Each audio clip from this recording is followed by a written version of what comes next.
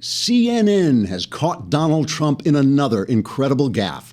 The Republican candidate for belligerent president greeted reporters outside his hotel with a hearty good morning, but CNN fact-checkers soon discovered that it was not, in fact, a good morning somewhere, and ran scrolling text beneath the screen for the next 6 hours, naming those places where it was raining, cloudy, or otherwise just kind of blah and not good in the least. Experts contacted by CNN agreed that Trump had spoken too soon, since the morning was only beginning and could not yet be said to be good with any certainty. Professional expert Reginald T. Sneering told CNN, quote, "A president has to consider his words very carefully, and Donald Trump's ill-timed remark is further proof that he doesn't have the temperament to be commander-in-chief. He jumped the gun, and guns should be made illegal before someone just hauls off and shoots me for being a dithering putz," unquote. CNN's Christiane Amanpour, journalist, and other Clinton campaign officials agreed that Trump's now notorious Good Morning misspeak is among his worst gaffes ever, up there with calling a bomb, calling a terrorist, and calling CNN corrupt. A CNN panel spent 3 hours discussing whether Trump's Good Morning would finally be the mistake that brought his campaign to an end, then spent another half hour discussing why Trump's poll numbers had risen 2 points over the last 3 hours among viewers of CNN. Hillary Clinton, the Democrat candidate for taxidermically preserved president, discussed Trump's gaffe with reporters after fending off their shouted questions about what television shows she was watching and where she bought that alluring perfume. The so-called gaggle with reporters, a term meaning an informal gathering with slavering toadies in which no difficult questions are asked, was held at the back of the campaign plane that has been given numerous affectionate nicknames, including Broomstick One, to Hill in a handbasket, and Hill hath no fury, like a woman who keeps being beaten out of the presidency by any damn fool who happens to feel like running. Addressing Donald Trump's Good Morning gaffe, Mrs. Clinton said, quote, "Good morning. I think the fact that Donald Trump would wish people a good morning in times like these is just one more sign of whatever we told you people to say it was on CNN. America is in terrible shape, and we need a president exactly like the one we've had for the last 8 years to make it different, because it's already great. I feel confident the blueberry toaster is floating above the garden hose." Wait, what was I talking about? Where am I? Damn it, the doctors told me these symptoms wouldn't appear until after the election. There are no doctors. I didn't send any emails. Where am I? Unquote. Although some reporters expressed concern that Mrs. Clinton's remarks may have indicated she was suffering from a cold or a brain tumor or something, the statement actually sounded much better when it was played later that day in an edited version on CNN with Mrs. Clinton's mouth moving and Wolf Blitzer dubbing the words. After that report, Blitzer signed off saying, "Good morning, this is CNN." Unfortunately, it was 7 p.m. Trigger warning, I'm Andrew Klavan, and this is The Andrew Klavan Show. I feel hunky-dunky. Life is tickety-boo. Birds are winging, also singing hunky-dunky-doo. Ship-shaped, ipsy-topsy, the world is zippity-zing. It's a wonderful day, hurrah, hooray! It makes me want to sing. Oh, hurrah, hooray! Oh, hooray, hurrah! All right. I love it. Hey, our new open. Hey, we finally got it on. Those were the Daily Wire singers. With this, that's the same team that does our Greek and Latin translations. And we have to always give special thanks to Cynthia Angulo. We had to actually ask her last name because she quietly sits in this room doing all the best work at the Daily Wire. She did all the animation. She is absolutely great. So that is our new opening. And if you didn't see that, it's probably because you're not subscribing. Because if you subscribed, you could watch the entire thing on the Daily Wire. If you don't subscribe, you can watch it on Facebook or YouTube for 15 minutes, and then the floor opens out from underneath you and you just are dropped into complete blackness. Or you can come to the Daily Wire and hear the rest, or on iTunes or SoundCloud, unless you subscribe. It is only a lousy $8, which should just make you ashamed. And plus, they're giving away my book now, I think. I think if you subscribe, you now get a copy of The Great Good Thing, A Secular Jew Comes to Faith in Christ. You get that for free for a year's subscription, I guess. Okay, and that's nice. And those of you who have mentioned that you haven't received the stickers yet, that's because I waited until all the pre-orders came in. I didn't want to just keep signing every day. I will now sign all of them, and you will get them soon. Wow, what a Klavanless weekend! I was traveling to. By the way, before I go on, it's Mailbag Day. I'm so disoriented. I stepped off the plane. I mean, I got off the plane at like midnight last night. So here I am back, and I'm a little bit woozy. My plane stopped in Charlotte, Virginia, so that it gives you an indication of what the Klavanless weekend, where the Klavanless weekend started. I was traveling. I went to the 700 Club. Do we have the picture of me with Pat Robertson? I met Pat Robertson. This is like I was on the 700 Club. Pat Robertson. When you come into the 700 Club, which is this huge campus, there is a picture of Pat Robertson shaking hands with every famous person from like Julius Caesar. I mean, the guy's old. I mean, the guy's getting on there, and he's like shaking hands with like, Caesar, Napoleon. There's actually, in all honesty, a picture of him as an adult man shaking hands with Harry Truman. So I said to him when we took this picture, I said, well, Pat, I guess for a man who shook hands with Harry Truman, this isn't that big a thrill for you. But anyway, he was very gracious, and the show did very well. And hopefully we'll promote the book. Anyway, it was a Klavanless weekend to be remembered. I mean, there was terrorism in New York, and terrorism in Minnesota, terrorism all over the place. And then, as I said, my plane landed in Charlotte, and there were riots suddenly in Charlotte. There were 2 police shootings.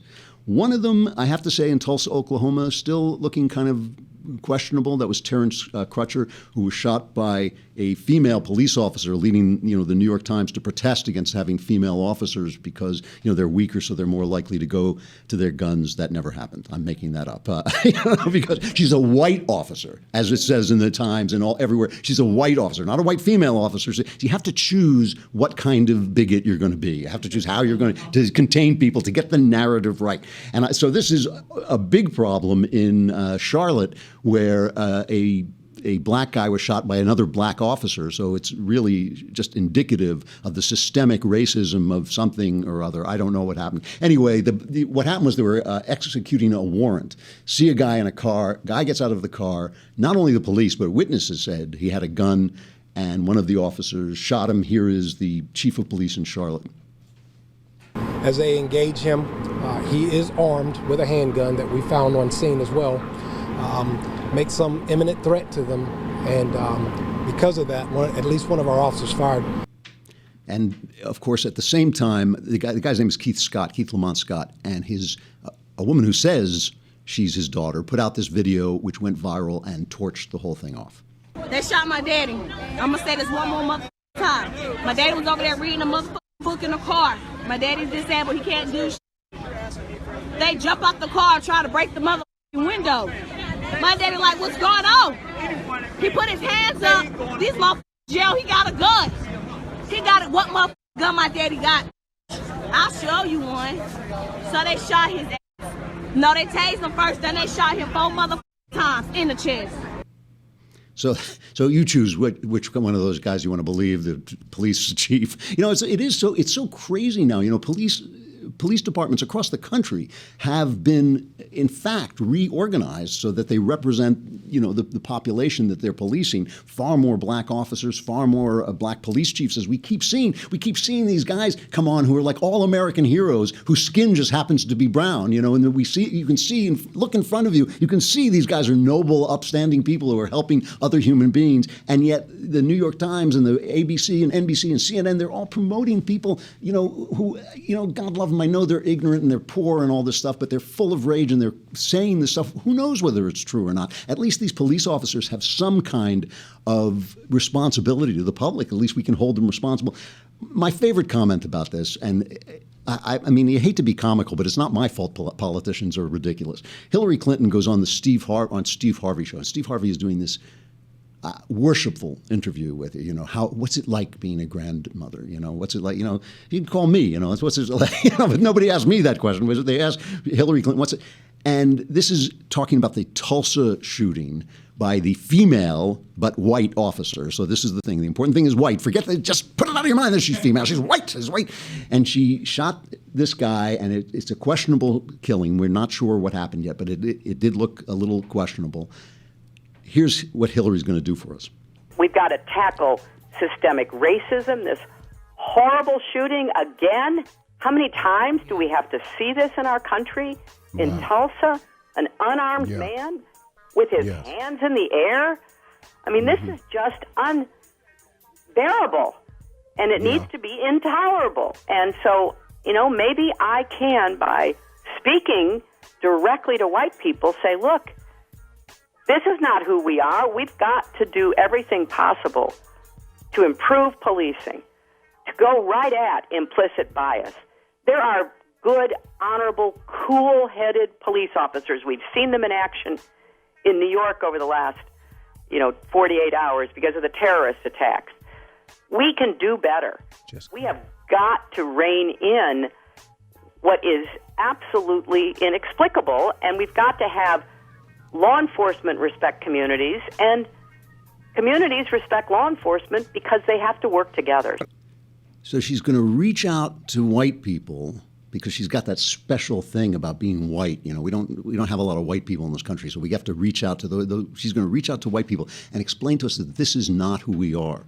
Well, that was a wake-up call for me because I just wake up every morning thinking, can I shoot an innocent black guy today? I think most white people. What is she even talking about? And then I like the way she says there are good police officers in this country.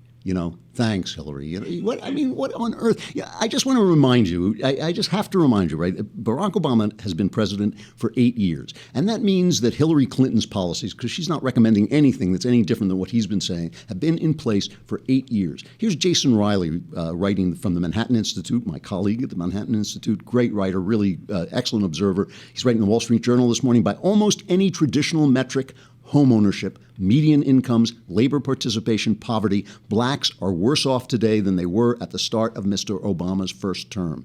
The jobless rate for blacks has improved since 2009, but it's improved even more for whites, which means the racial gap in unemployment has gotten wider.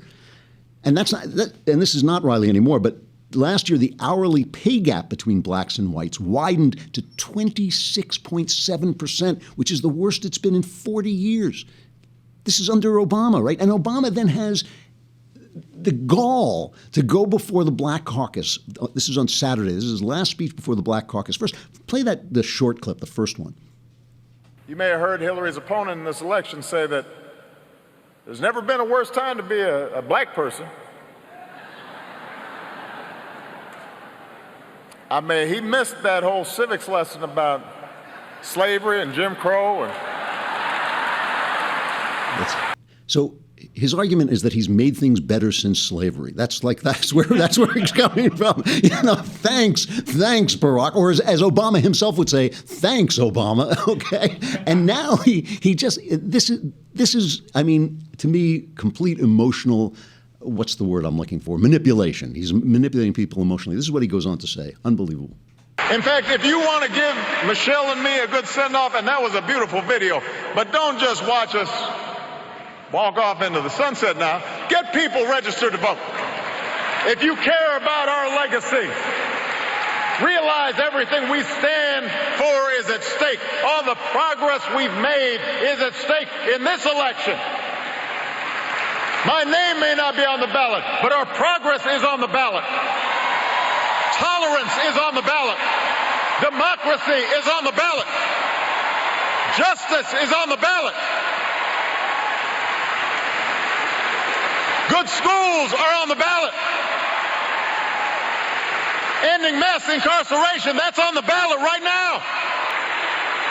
And there is one candidate who will advance those things. And there is another candidate whose defining principle, the central theme of his candidacy, is opposition to all that we've done. There's no such thing as a vote that doesn't matter. It all matters. And after we have achieved historic turnout in 2008 and 2012, especially in the African American community, I will consider it a personal insult, an insult to my legacy, if this community lets down its guard and fails to activate itself in this election. You want to give me a good send-off? Go vote! That is an incredibly dishonest speech. You should really look at it on the page. First of all, 1968 just called and they want their politics back. He starts out talking about slavery. He talks about Jim Crow as if that's where we're coming from. That wasn't in place when he came into office. Things were better when he came into office. Things were better for black people when he came in for office. I'm going to have to stop here just to say goodbye to Facebook and YouTube, but come on over to the Daily Wire, hear the rest, and then subscribe.